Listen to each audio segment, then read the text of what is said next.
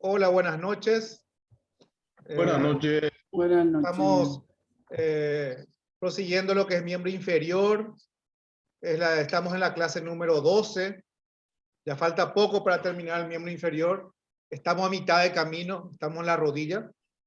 Hoy voy a dar una clase de mucha anatomía, como siempre tratando de ubicarnos en nuestros reparos óseos.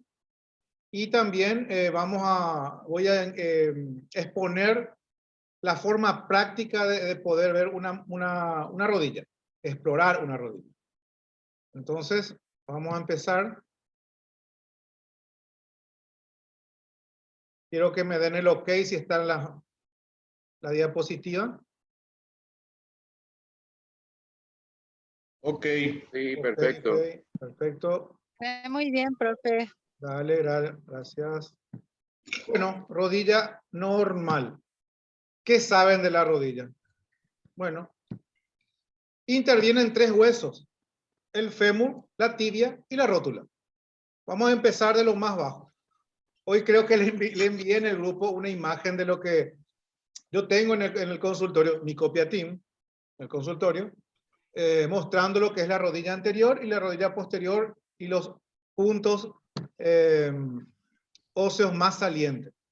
Hay un gran músculo que es el cuádriceps en la cara anterior, donde posteriormente termina en un tendón conjunto, que es el tendón del cuádriceps, en la parte más superior de la rótula. Y se prolonga otra vez esto por un tendón rotuliano que es como si fuera que está cabalgando a la rótula y termina ya abajo en la tibia. Vamos a hablar así cosas grandes primero. Después tenemos al tendón rotuliano, también hay algunos autores que lo llaman ligamento rotuliano. No se confundan, o sea, no se sorprendan ahora si leen un libro, dice ligamento rotuliano. Hay algunos que hablan por el hecho de que une un hueso con otro hueso, entonces es un ligamento, pero también está bien decirlo tendón. O sea, tendón o ligamento. En este caso. Estabilizado externamente por la cintilla iliotibial, el ligamento colateral externo, el tendón del bíceps femoral y el tendón popliteo. Internamente por la pata de ganso. Entonces vamos a empezar a ver esas estructuras. Acá tenemos el tendón del cuádriceps, que termina en la parte superior de la rótula. Él se continúa por el tendón rotuliano, que une la rótula con la tibia. Externamente vamos a tener el tracto iliotibial, también llamada cintilla iliotibial, que va a terminar en una parte de la tibia, que es el tubérculo de Gerdi. Entonces, que también es una estructura que vamos a poder tocar antes de empezar nuestra exploración. Al igual que vamos a poder tocar la rótula, vamos a poder tocar la rótula por arriba y por abajo, vamos a poder tocar la inserción distal del tendón rotuliano. Luego tenemos externamente también el ligamento colateral lateral, otro estabilizador, el tendón del bíceps, tendón del bíceps femoral. Esto todo externamente. Internamente vamos a tener la llegada de la pata de ganso, que son tres tendones que se unen, están muy íntimamente unidos, que es el tendón del sartorio, que va a ser mirando de frente la rodilla, es el tendón que más superficial está. Luego está el tendón el recto interno y posteriormente el tendón del semitendinoso. Y entre los tres forman lo que se llama la pata de ganso. Entonces, viendo la cara anterior, la cara externa y la cara interna, tenemos estructuras estabilizadoras de la rodilla. Por arriba, el tendón del cuádriceps, hacia abajo el tendón rotuliano. Centralmente, la parte bien anterior. Externamente tenemos el tracto iliotibial o cintilla iliotibial, el ligamento colateral externo y un poco más abajo ya, el tendón del bíceps femoral. Internamente, la pata de ganso, el tendón del sartorio, el recto interno y el semitendinoso. Y también internamente tenemos otro que estabiliza el ligamento colateral interno. Bueno, eso a grandes rasgos. Vamos a ir discriminando ahora. Siempre con esquemas nomás para tratar de ubicarnos mejor. Esta es una vista de la cara lateral donde vemos la cintilla iliotibial donde termina justamente en la tibia. Vemos el ligamento colateral externo y vemos el tendón del bíceps femoral. Estas estructuras tenemos que ir grabando ya en el chip, que lateralmente encontramos la cintilla iliotibial, el ligamento colateral externo y lo que es el tendón del bíceps femoral. La parte interna, estábamos hablando que encontramos la pata de ganso, entonces tenemos aquí los tendones que van a dominar esa parte, que es el tendón del sartorio bien anterior, el recto interno en el medio y el semitendinoso el más posterior. Y en la cara posterior también vamos a tener puntos que vamos a poder palpar antes de empezar, que es, uno es el tendón del bíceps femoral, que también forma parte de la cara posterior.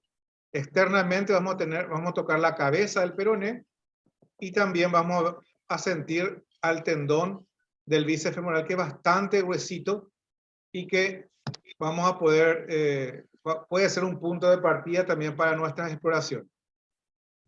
Vamos a poder palpar en algunos casos la parte del cóndilo bien superior, lo que sería la inserción del gastrocnemio externo.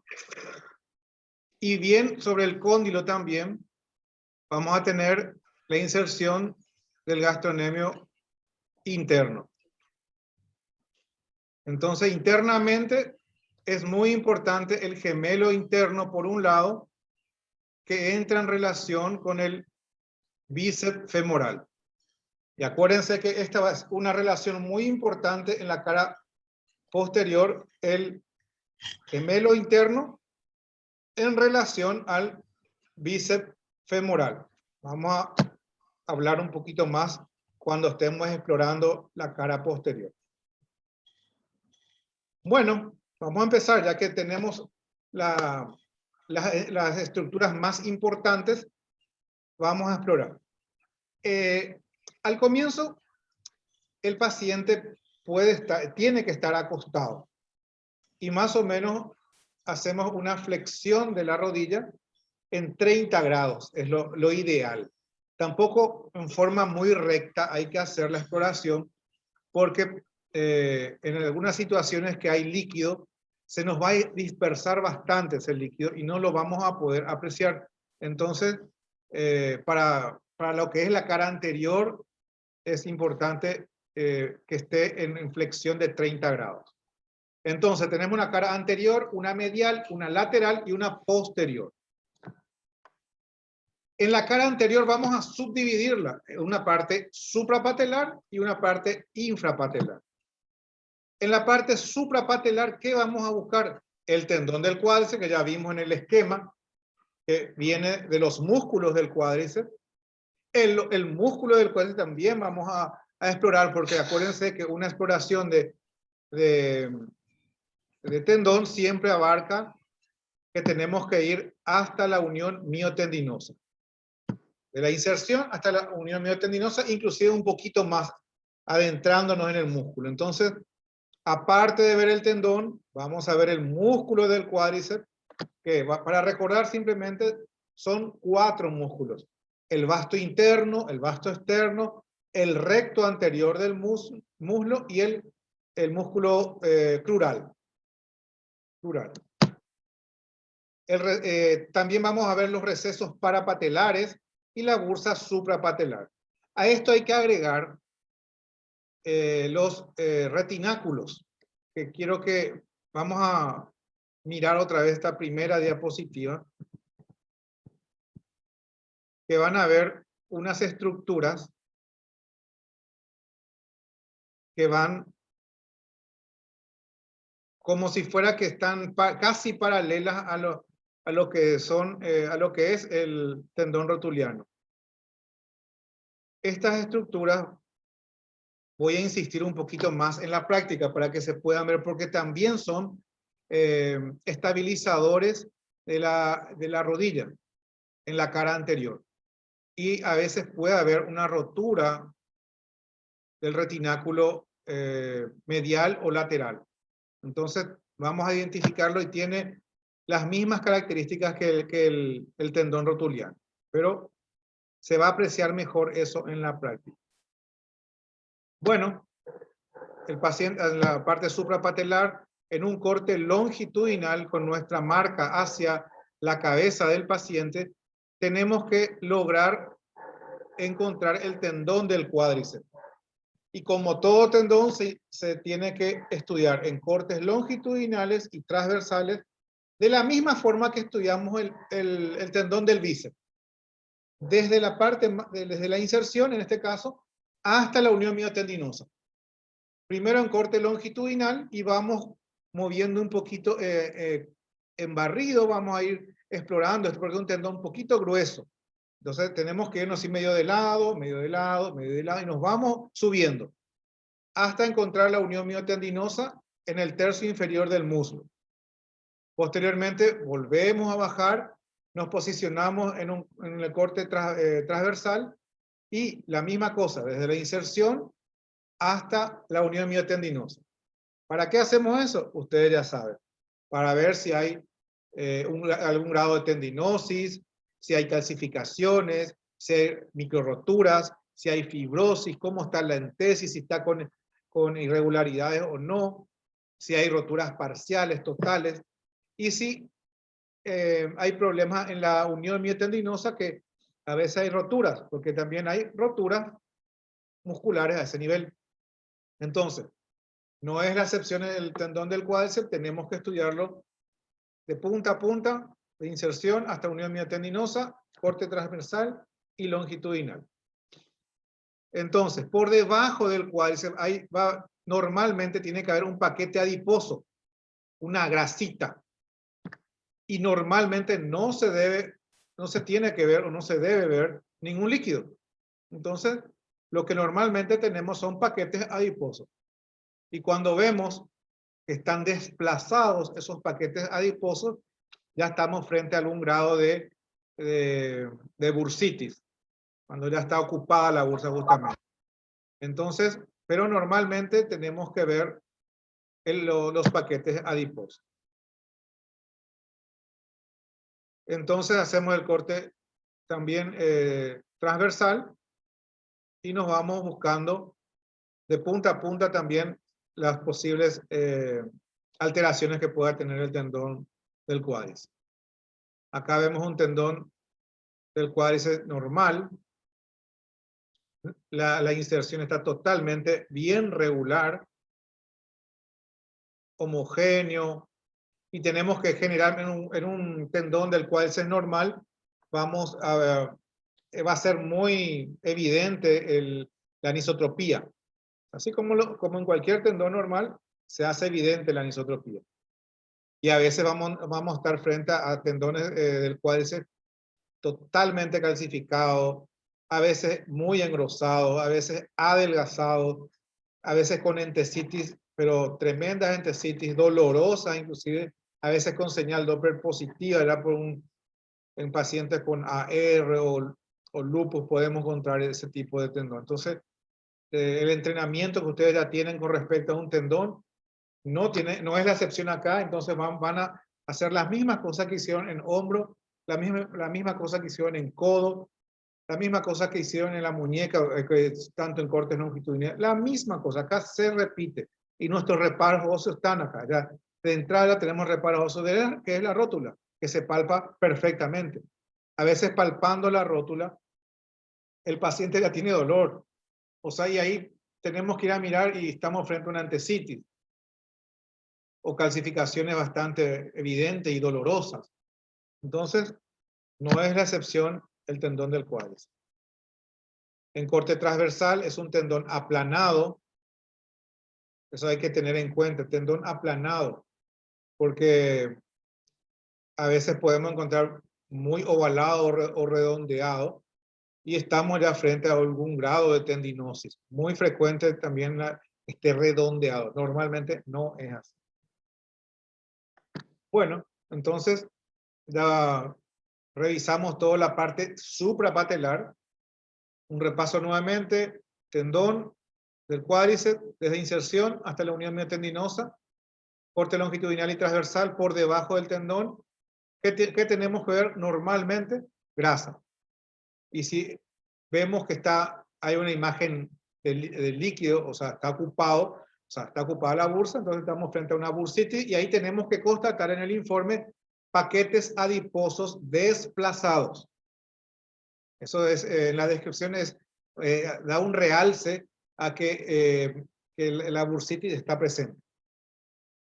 Bueno, y en la parte infrapatelar tenemos al tendón rotuliano, que va desde la rótula, en la parte inferior de la rótula, hasta lo que es la tibia, en la parte central. Entonces quiere decir que hay una inserción superior y una inserción inferior. También vamos a tener una bursa prerotuliana. A veces en algún traumatismo, caída, vamos a ver que hay como una colección por encima de la rótula.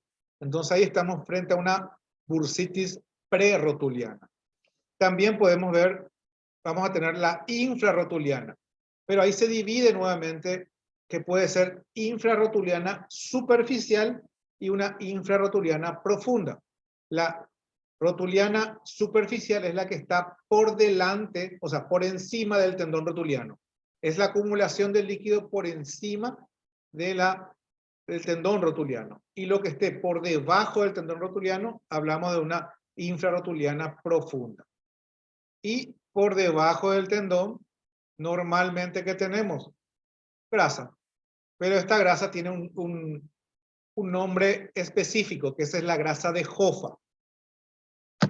Entonces, nos posicionamos nuevamente en la inserción superior del tendón rotuliano y vamos a ver, también con nuestra marca hacia arriba, la rótula. Vamos a ver la rótula, que en teoría tendría que estar bien regular, bien, la cortical de la rótula tiene que ser bien regular, la inserción tiene que estar bien puesta, bien encajada en esa zona, y la llegada del tendón rotuliano a la misma. El tendón rotuliano, mismo entrenamiento que el tendón del cuádriceps, de inserción a inserción en este caso. Y las mismas características tenemos que encontrar y las mismas posibles alteraciones tenemos que buscar, que va desde una calcificación, fibrosis, rotura, irregularidades en las inserciones, rotura parcial, total, y a veces en el corte transversal la encontramos redondeada. ¿Por qué? Porque este es un tendón aplanado también como el tendón del cuádriceps. Y ya nos tiene que hacer sospechar de que hay alguna patología cuando lo vemos bien redondito este tendón, que no tiene que ser así. Y por debajo la grasa de Hoffa, acá está. La grasa de Hoffa, normalmente tiene que haber grasa arriba, grasa abajo. La grasa de abajo es la grasa de Hoffa, tiene un nombre especial. La grasa que está por debajo del cuádriceps no tiene un nombre específico, pero sabemos que es grasa. Entonces, no nos vamos a confundir en ese sentido. También en el corte transversal lo recorremos de inserción a inserción, buscando todas las alteraciones que ya sabemos. Acá hay una imagen compartida mostrando lo que es el tendón rotuliano, en la inserción superior, que es en la rótula, y la inserción inferior, que es en la tibia. Por debajo tiene que estar la grasa de Hoffa y por arriba el tejido celular subcutáneo. Entonces, a nivel de lo que es las bursas de la rodilla, de la cara anterior, ¿cuántas tenemos? Primero vimos una en la parte suprapatelar, que es la bursa suprapatelar justamente. Luego tenemos, ya nos vamos hacia la parte más baja y tenemos la rótula, pero dos bursas que van a ser subcutáneas.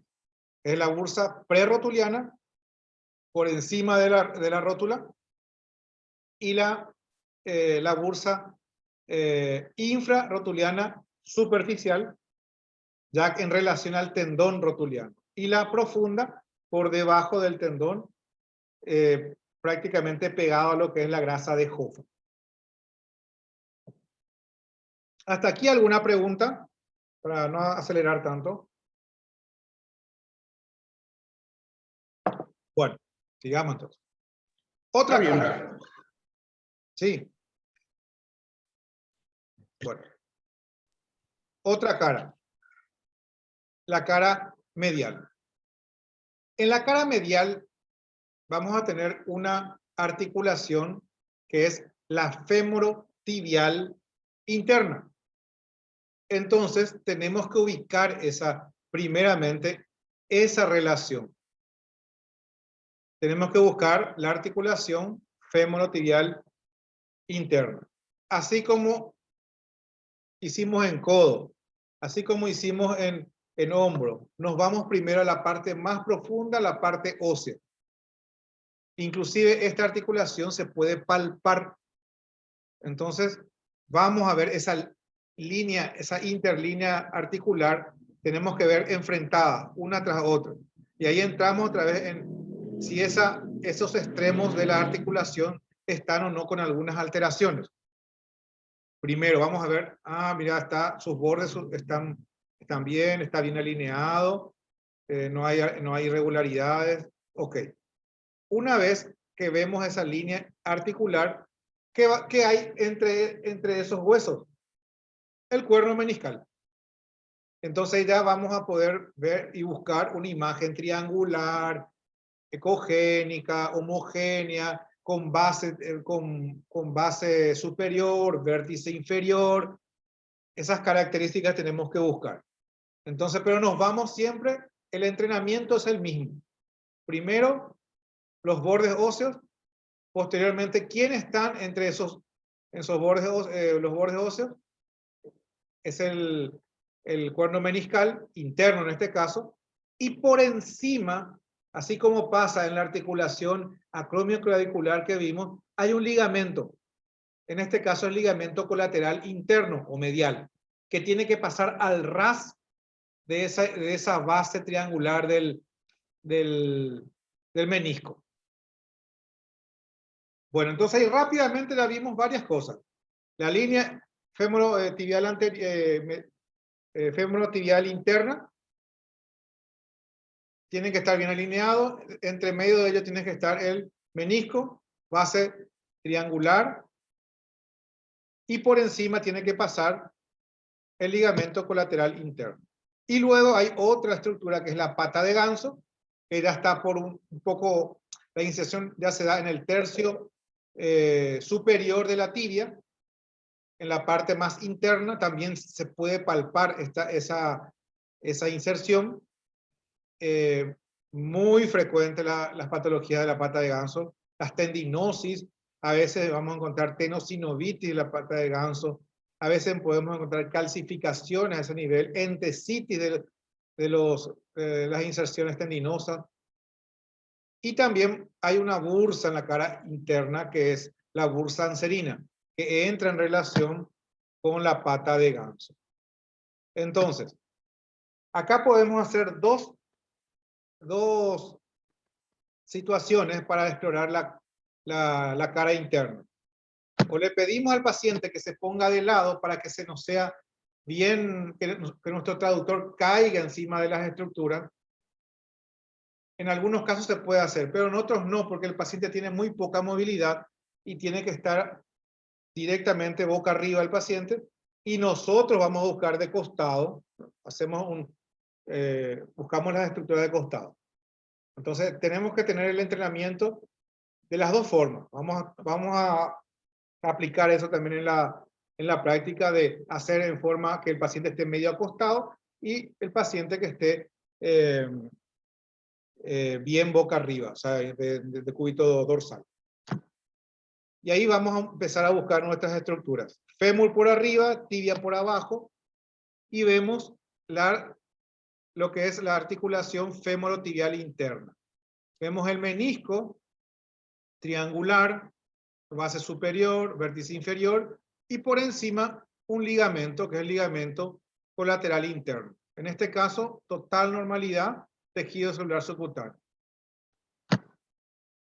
El ligamento colateral medial o interno es ecogénico, se ve perfectamente en toda su extensión, tiene fibras superficiales y fibras profundas también.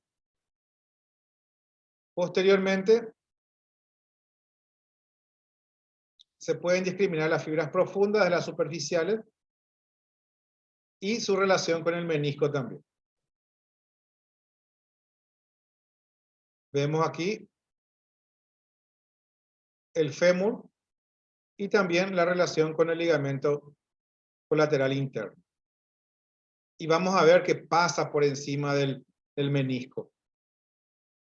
Entonces, eso también tenemos que, porque a veces el menisco puede tener una protrusión, se puede hinchar, puede estar con una protrusión grado 1, grado 2, grado 3. Eso ahora en la próxima clase vamos a hablar de los grados de protrusión. Y a veces indirectamente, así como pasa en la articulación acromioclavicular, hace o causa una distensión del ligamento, que puede ser leve, a veces solo distensión, a veces aparte de estar distendido puede estar engrosado, y a veces aparte de estar engrosado o distendido puede estar roto. Entonces, hay situaciones que pueden pasar por culpa del menisco, le afecta al ligamento. Y a veces hay lesiones ligamentarias aisladas, generalmente por traumatismo. Entonces, vamos a hablar eso en la próxima clase de los diferentes tipos de lesiones que podemos ver en los ligamentos y en los meniscos. Pero ahora, la finalidad de esta clase es que nosotros estemos concentrados en lo que podemos encontrar en la cara interna. En la cara interna, entonces, por arriba, hueso, fémur. Por abajo, tibia. O sea que es la articulación femorotibial interna. ¿Quién está en medio de ellos? El menisco, el cuerno meniscal interno. ¿Cómo tiene que ser ese cuerno meniscal? Tiene que estar con una base triangular, bien recta a nivel prácticamente de la interlínea articular. Y por encima de él, ¿quién tiene que pasar? El ligamento colateral interno. Entonces ahí ya tenemos varias estructuras bien identificadas y rápidamente. Y un poquito más abajo de la articulación femorotibial, ya entrando en la tibia, vamos a ver estructuras tendinosas muy juntitas unas con otras. Y a eso en conjunto se lo llama pata de ganso, que es la inserción distal del sartorio, del recto interno y del semitendinoso. Estos tendones tienen vaina. Y esas vainas pueden estar ocupadas. Pueden tener una tenosinovitis también. Muy frecuente las tendinosis, pero también en algún punto puede haber líquido y pueden tener la tenosinovitis. Profesor, Sí. ¿qué medida tiene la pata de ganso? Los tendones de por sí son muy pequeñitas y están muy adosados. Cada tendón aproximadamente mide 5 milímetros, 5 a 6 milímetros. Entonces en total serían cerca de 15 milímetros si vas a medir el grosor de la pata de ganso. Porque a veces hay una lesión solamente del sartorio, a veces solamente del semitendinoso y generalmente sufren los tres. O sea, hay que discriminar después, pero en el 90% Cuando hay lesión de uno, se lesionan porque están muy adosados unos con el otro. ¿Qué frecuencia usamos ahí?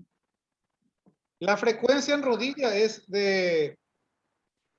como es superficial, va de 8 a 10 suficiente. A 10 MHz. Pero ahí ya depende a través de nuestro grosor del tejido celular. Y a veces tenemos que usar un poquito menos inclusive. Yo llegué a hacer ecografía, bueno, era una obesidad mórbida en realidad, y tuve que usar el convexo. Tuve que usar el convexo, porque no me daba buena señal con el lineal. Pero en una persona tipo, entre 8 a 10, suficiente. Al menos todas estas estructuras que estoy indicando se pueden identificar. ¿Hay un accidente, algo por el estilo que pueda identificar dónde mismo se insertará la pata de ganso ya en la tibia? En la tibia es la cara, es en el tercio superior, cara interna de la tibia. Más o menos a 2 traveses de dedo de la articulación femorotibial interna. De hecho, nos vamos a tocar, se toca esa parte porque es como una plataforma, esa parte de la tibia. Es una cosa plana. Y a la hora de apretar ahí, en esos pacientes, y si tiene una patología de la pata de ganso, le duele, pero muchísimo.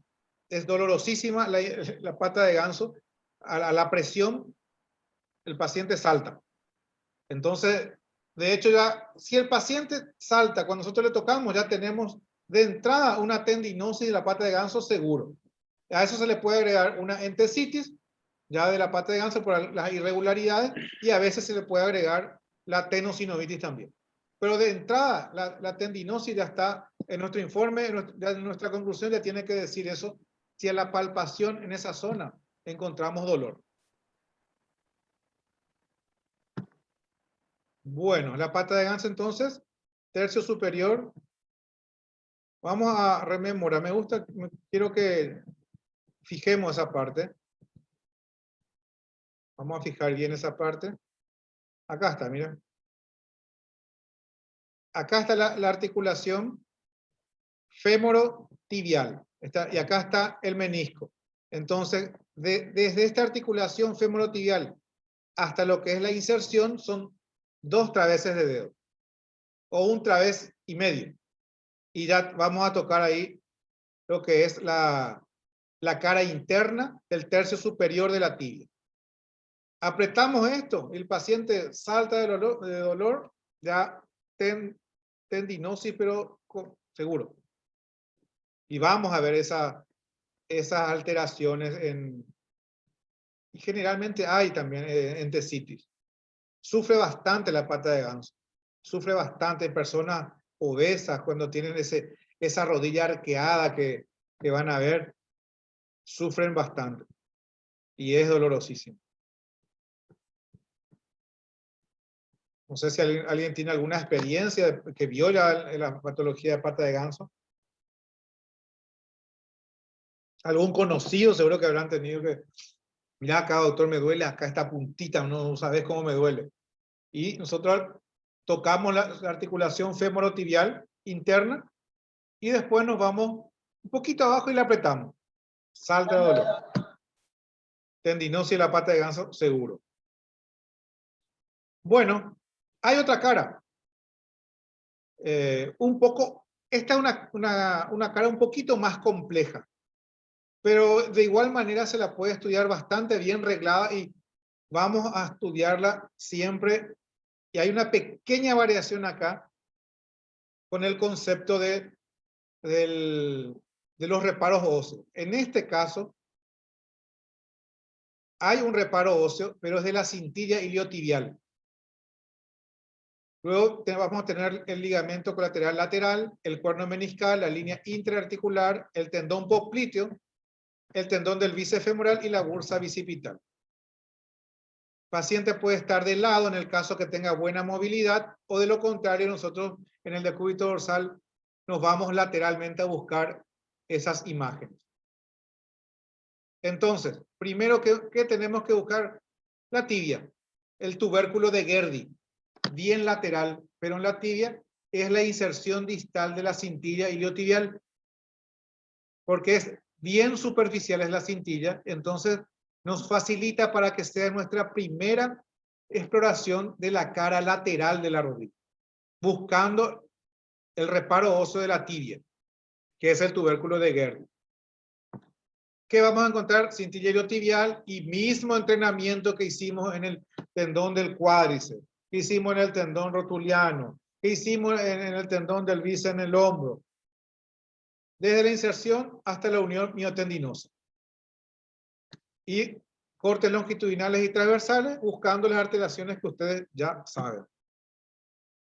Posteriormente, ahí en el segundo punto, vamos a buscar la articulación femorotibial externa. Y entonces una vez que encontramos el fémur por arriba, la tibia por abajo, una estructura triangular, ecogénica, homogénea, en este caso agarró, el corte no ayudó acá para mostrar, pero esto en realidad es bien ecogénica y homogénea, y de base superior y vértice inferior. Entonces, ¿qué eso es? Es el menisco externo en este caso. Y por encima pasa una estructura ligamentaria que es el ligamento colateral lateral, que también tiene que pasar al ras de lo que es la base triangular de ese menisco. Y también rozando lo que son las partes óseas. Mismo entrenamiento hacemos acá. Buscamos si hay algunas irregularidades a nivel del fémur, de la tibia, si hay una luxación, si hay esto puede estar totalmente desalineado y vamos a estar frente a una luxación. Puede haber, el menisco puede estar protruido, y ahí vamos a hablar de grados. El ligamento puede estar distendido o a veces roto. Entonces, mismo entrenamiento que la cara interna, la misma cosa. Solamente que en la cara lateral empezamos con la cintilla iliotibial que está por encima de estas estructuras. Sería esta. Y sería la cintilla iliotibial, y por debajo de la cintilla vamos a encontrar estas relaciones. Fémur, tibia, cuerno meniscal y el ligamento colateral lateral. Pero también vamos a encontrar una pequeña fosa. No sé si se acuerdan en la fosa del sexto compartimiento en la muñeca.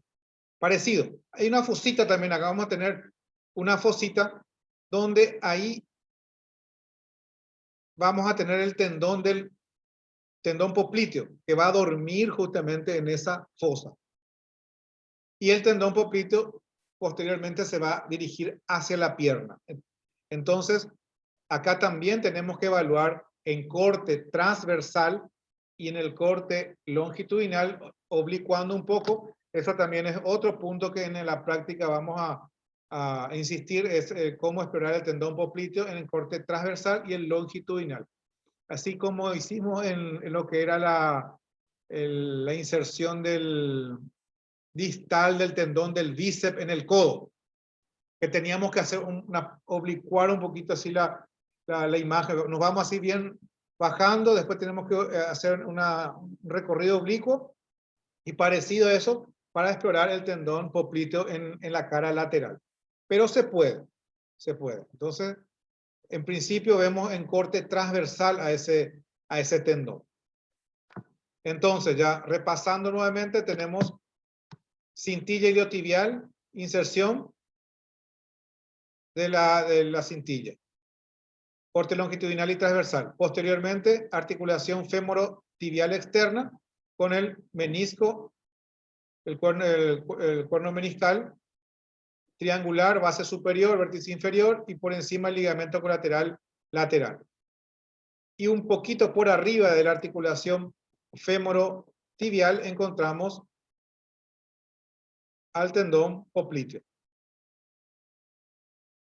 Y por debajo de él, otra estructura tendinosa que también, como se dijo al comienzo, es un un estabilizador de la cara externa, vamos a tener el tendón del bíceps femoral, que es la continuación del músculo del bíceps femoral que participa en la musculatura de la cara posterior del muslo, y va bajando y termina en la cabeza del peroné, que es otra estructura que vamos a poder palpar, o sea que vamos a poder prácticamente tocar todo lo que es el tendón del bíceps ya cerca de la cabeza del peroné. Entonces podemos tocar la cabeza, la inserción, podemos tocar el tendón propiamente, y también se la estudia desde la inserción hasta la unión miotendinosa. Bueno, entonces ahí terminamos la exploración de la cara lateral. Repasando entonces, son la cintilla iliotibial, articulación femorotibial externa con el cuerno meniscal y el ligamento colateral externo, el tendón popliteo y el tendón del bíceps femoral. Bueno. Y después nos falta una última cara. La cara posterior. La cara posterior, para fines prácticos, la vamos a dividir en una parte medial, una parte central y una parte lateral. En la parte medial vamos a encontrar parte posterior del cóndilo interno, cuerno posterior del menisco interno. Y los tendones que podemos encontrar a este nivel es los tendones de lateral a medial, o sea, en la zona medial, pero de lateral a medial, vamos a encontrar el gemelo interno, el semitendinoso, el semimembranoso, el recto interno y el sartorio. Y vamos a encontrar una bursa, que es la gastronemio semimembranosa.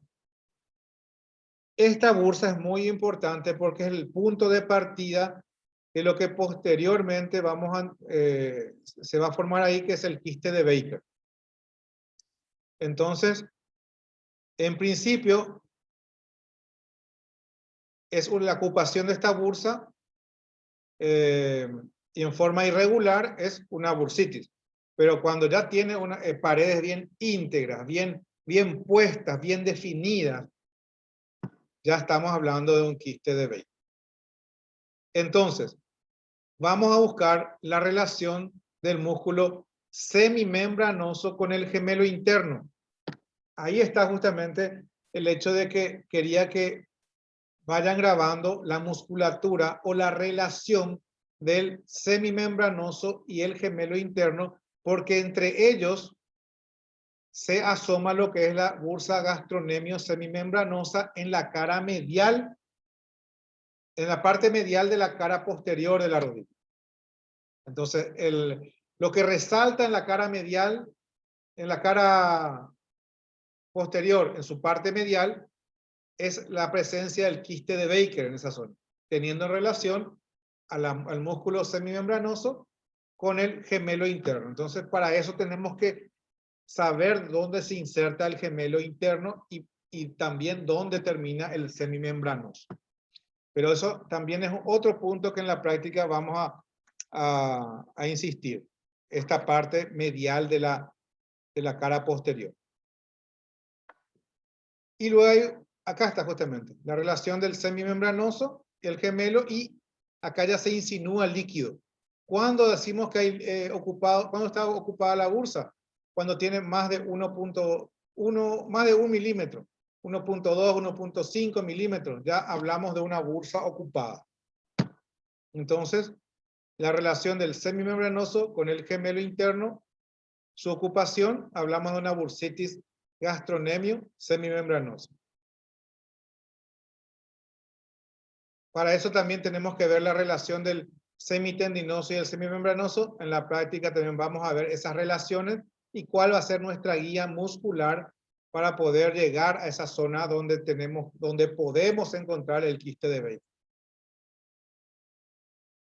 En la parte posterior también vamos a ver la relación del gemelo externo con el gemelo interno, y el sóleo también es un punto donde hay lesiones a este nivel, inclusive roturas del sóleo o del gemelo. A veces nos pueden pedir explorar la cara posterior de la rodilla buscando alguna rotura muscular. Entonces, esta relación también nos va a servir para ubicarnos en el contexto de lo que es la cara posterior de la rodilla. Y en la parte central vamos a tener los vasos popliteos. Es también muy importante que sepamos distinguir a los vasos que están en una situación más central con respecto a los quistes de Baker que están más medial. Entonces, no confundir un quiste de Baker y al final eran los vasos poplitos. Entonces, tenemos que valernos, si no tenemos Doppler, palpar, inclusive tocar ahí que el latido. Y están bien centrales, los vasos son bien centrales. A veces nos valemos del Doppler para poder identificar, también es válido, porque el quiste de Baker normalmente no va a tener así, no va a pintar así. Eventualmente el quiste de Baker te va a pintar algo dentro, pero van a ser puntos aislados. Y si en el caso de que tenga hipertrofia sinovial y que pueda tener señal. Pero en general no va a pintar así como un vaso. Entonces, los vasos poplitos son bien centrales. El quiste de Baker, si es que yo lo tengo y si está presente, es bien medial. Y a veces el quiste de Baker se puede romper. Y ahí sí que se va a hacer y va a acompañar prácticamente a los vasos, al trayecto de los vasos, la parte rota. Y ahí es útil el Doppler para poder identificar la presencia del vaso distinguiéndolo de un quiste de Baker roto. Y la otra parte, la parte lateral, como les dije hace rato, hay un tendón que se palpa, que es el tendón del bíceps femoral, que se la considera parte posterior y parte lateral al mismo tiempo. Entonces, esa parte muscular y tendinosa se puede palpar y es nuestra referencia de la cara posterior en la parte lateral. También el gemelo lateral tiene su inserción a nivel del cóndilo. Y vamos a ver el nervio peroneo común. También se puede hacer la exploración del nervio peroneo. ¿Por qué es importante la exploración del nervio peroneo? Porque pasa por encima de la cabeza del peroné. Y va a llegar, en algunos casos, cuando hay una rotura de la cabeza del peroné, puede haber una sección de este nervio. Y esa sección hace que el pie del paciente esté caído, el famoso pie caído. No hace la flexión. No, queda totalmente caído el pie y debido a la sección del nervio peroneo. Entonces, les voy a mostrar también en la práctica cómo se encuentra este nervio en relación a la cabeza del peroneo. Y también vamos a ver la parte posterior lateral, el cuerno meniscal posterior, en relación al gemelo externo, que también se la puede ver y en algunos casos vemos un cuerno meniscal protruido a este nivel. Bueno, ¿alguna pregunta? ¿Algún cuestionamiento? ¿Alguna experiencia? Tengo una pregunta, doctor. Sí. Los ligamentos cruzados, eso no solemos ver en la ecografía. En principio, tenemos que dejarle algo también a la resonancia, porque si no, vamos a solucionar todo. No, en realidad se pueden ver, pero parcialmente. Entonces, personalmente, yo no quiero entrar a informar eso porque me puedo quedar corto. De hecho, la exploración de los cruzados no se pueden hacer en forma correcta por ecografía. Más es lo que podemos brindar externamente de todo lo que sea los aparatos estabilizadores. Esa es nuestra función. También porque hay una patología que se le llama síndrome femoropatelar. Muy frecuente en los traumatólogos manejan síndrome femoropatelar. ¿Y qué tenemos cuando nos sale un pedido de esa clase? ¿Qué tenemos que tener en cuenta? Los estabilizadores de la rodilla. Tenemos que ver la cara anterior, la cara lateral, la cara... Es prácticamente una exploración total de la rodilla. Si nos habla de del síndrome femoropatelar. Pero estos son puntos, guías que tenemos que saber en rodilla. Valernos de nuestros reparos óseos, valernos de nuestra exploración sistemática de los tendones, que en rodilla se aplica prácticamente en todos los tendones de la rodilla, y la ubicación de las bursas. Entonces, ahora en la introducción de la próxima clase, vamos a hablar justamente de las bursas, cómo se las ubica anatómicamente, dónde tienen que estar, y cómo tenemos que enfrentarnos cuando vemos algún acúmulo de líquido en alguna zona, y cuáles son las relaciones. Pero estas guías tienen que aprender. Cara anterior se divide en dos, suprapatelar e infrapatelar. La suprapatelar, ¿qué estudiamos? Tendón del cuádriceps, la bursa suprapatelar y los recesos parapatelares. Infrapatelar, región, tendón rotuliano, con las posibles apariciones de las bursas. Infrarotuliana superficial, profunda, y también la perrotuliana. Cara interna, lo primero que vemos, la articulación femorotibial interna. Lo segundo, el menisco. Lo tercero, el ligamento colateral. Y cuarto, nos vamos a ver el tendón, la pata de ganso. Y si hay o no una bursa, que es la bursa anserina, va a estar ocupada y va a tener relación con la pata de ganso. En la cara lateral, la cintilla iliotibial, su inserción, corte longitudinal y transversal, la explora. Posteriormente, articulación femorotibial externa, menisco, ligamento, tendón del popliteo. Y por debajo, más abajo, el tendón del bíceps femoral.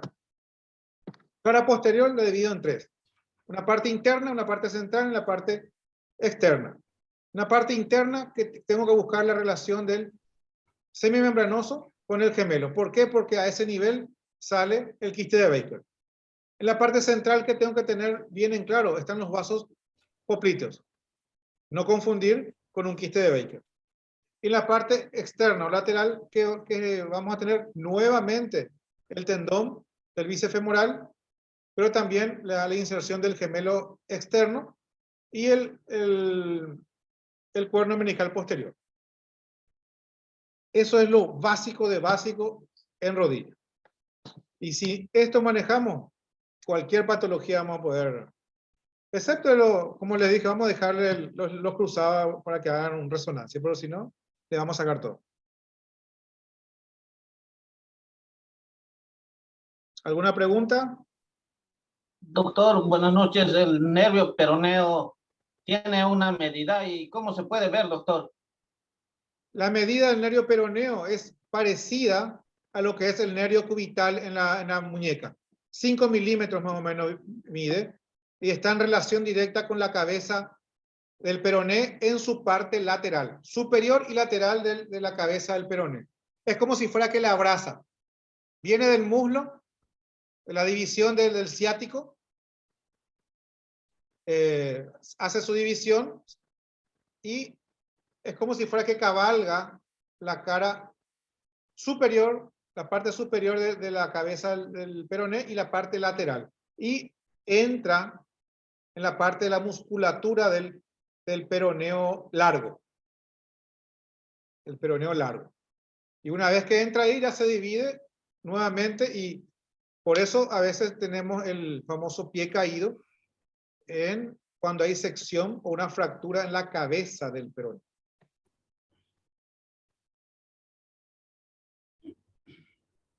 Así que, Ramón, no tenés que tener más miedo de hacer una exploración de la en la rodilla, no le vaya más a pasar a nadie. Vas a hacer vos, vas a sacar tus libros, vas a sacar tu copiatín y vas a hacer vos. Y punto por Sí, punto. ahora tenés ya que vamos a hacer. meter ya. Sin Al igual que los problema. otros también. ¿Eh? Marta, O si Juan, no, si yo no Edson. hago, si yo no hago, me va a tragar Marta, o me va a tragar Rubén, o me va a Y tragar bueno, y por eso te digo, William.